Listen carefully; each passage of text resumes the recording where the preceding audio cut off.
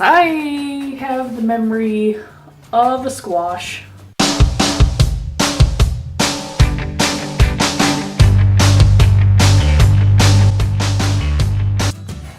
Hello everyone, it's Jess, and if you're wondering why I'm wearing the same shirt as I am the last video, it's because I did one right after the other. Because I'm impatient and I still have another box. Now this box, I think I know what it is. I hope I know what it is. But I wanted to open it with you and take a look for myself. So if it's a horrible... What am I thinking of? My brain is just not here today. I've been up since like 3 a.m., maybe 2 a.m., so I'm just not here. And I had a good like 4-hour flight. What I think this is the San Diego Comic-Con exclusive of Raven from Ever Afer High. But I wanted to open it with you and for you guys to see my genuine experience. My expressions. I bought this off of Amazon because I trust Amazon a little bit better than I do eBay, but not all the time. Yeah, that's a really big box.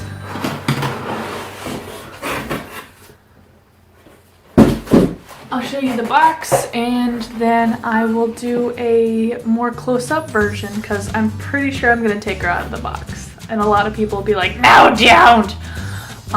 But my doll, I can do what I want. Is the back of the box, which is pretty much identical to the front except for it doesn't have the warning label. What would you call this? Maybe like a fake metal case?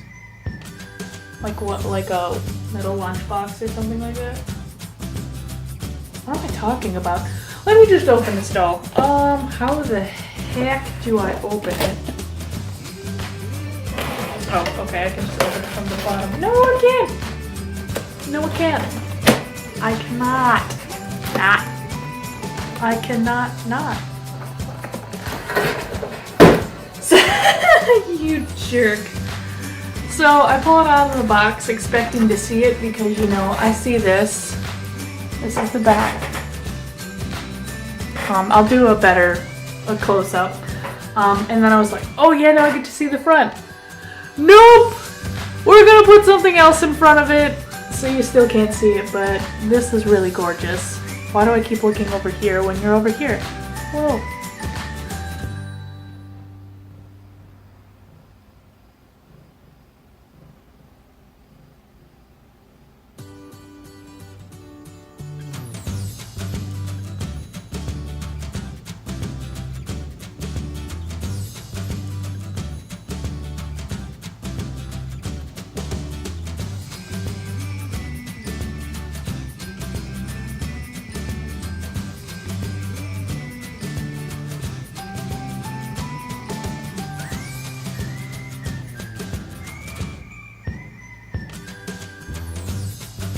Once upon a time, Raven Queen's mother, the Evil Queen, from Snow White and the Seven Dwarfs, dared to go beyond her story. She invaded fairy tale after fairy tale, intending to rule them all under her wicked boot heel. Eventually, she was defeated and imprisoned inside the very magic mirror she once treasured so much. However, there are two sides to every story. Even though the kind-hearted Raven didn't want to follow in her villainous mother's footsteps, she always wondered if she was told the whole truth. If Raven did accept her destiny, perhaps she might find the answer she's been looking for on the other side of the looking glass. And here she is without the cover. My gosh, she's beautiful.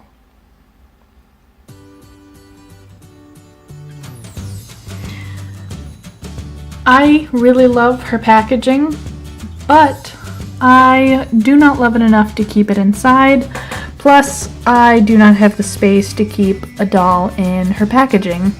And for those of you who are screaming, no, no, the collector's value, I very, very much understand it. But I will be more than happy to accept the in-box version if you so desperately need me to keep one in-box as well as one out-of-box. Other than that, I will be taking her out of the box, so please bear with me, and I will be taking it out so you do not have to. So before I continue opening it, this piece right here that was covering the front can also slip into there and hook onto the back of it. So if you did want to keep it in box, it has a place for this front cover that was stuck in here covering the front of her. So yes, and yes. I'm absolutely in love with this doll. One, can we just talk about like all this glitter, all the sparkles? I love it. Then we go into this like leafy, shredded, Morticia tight dress looking thing here, because I think it's like a mermaid style dress, if that's what you call it. And then it goes into these like feathered, printed, I don't know how well you're gonna see that. The feather printed long, like ripped up sleeves. They're so pretty. I'm all about long sleeves. I mean like long flowy sleeves like this. She's got this like cufflet piece. I'm not sure what you would call it. I don't, however, like how it looks like the two fingered ring things. I think that looks weird in my opinion. But I like it, and she does not have Mickey Mouse hands for gloves, so that's good. And she's got painted on gloves. I don't know if you can tell the skin difference, the skin tone difference with the black painted on glove and then her skin. In this hand, she does not have a bracelet or anything, but she has this red apple. I don't know how well you can see that. The apple looks like a skull, like a bright shiny skull, which I think is awesome. Unfortunately, her hand isn't strong enough to hold it up, which is fine, I'll maneuver it to the way I want it. And I believe her dress is strapless. Yeah, so it's just like a black textured dress. It's kind of like feathers. I don't know how you're going to how well you're going to be able to see that. Wow, I can't speak. But it's just ever so slightly textured with a different pattern. It kind of looks like the feathers, as well as like some other, not tribal, what's the word I'm looking for? I don't know, but different types of detail onto it is basically what I'm getting at. And then this giant like chest piece tribal, I don't even know what to go, because we have like a bird skull and all these jewel decorations and all this feather work going into all the way up to her crown, which I absolutely love. It's like a crown headpiece, like warrior thing going on. And we have another bird skull here, and then bigger spikes on her crown, kind of like the original Raven doll, which in comparison looks like this. So she has the little spikes, and then the really big spikes. The hair color seems to be pretty much the same color purple, although it is just, I don't think there's any black mixed into it, like how the original doll has it, how it's like mostly like this dark, I'm pretty sure this is just black with a purple underneath, which I like a lot. I kind of want my hair like this. And she has two braids coming out of the front, and in the back, that's the rest of her hair. So it's parted into three parts. So she's got kind of like a three ponytail thing. And then she has all these poofy feathers, which I love. She kind of looks like a drag queen with all the feathers and the really big makeup, which there's nothing wrong with that. I love it even more. I think it's very glamorous, very showgirl-esque, very out there for a villain. And she does have rooted eyelashes, which I like, you know, I don't mind. It looks, to me, it looks kind of weird from the side, but I like it from the front. I wish they would have done maybe another color or did some shading with the eyeshadow, but I'm pretty happy with it. Another thing that I wasn't super pleased about, I think this is probably the only thing I complain about, is her shoes.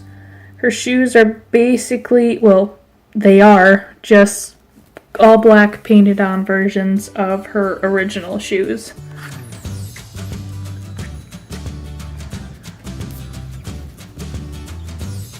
I think. Yeah. Which, you know, I'm not really complaining. They have this beautiful, glamorous dress, and, you know, you don't even see the shoes. No one cares. It doesn't matter. But she does come with a stand. She comes with the black bottom and clear stem. She fits really well into it. I think she's absolutely gorgeous. I love Raven Queen as a doll in general and as a character, but her exclusive is just magnanimous. I am so happy I got her. She's pretty cheap on Amazon, well, as cheap as Comic-Con exclusive dolls get, but you know, I was really happy with the price I paid for her. But if you are interested in her, this is what she looks like, and this is the original Raven doll in a comparison, which I believe they're pretty much the same height. I don't think their height's any different.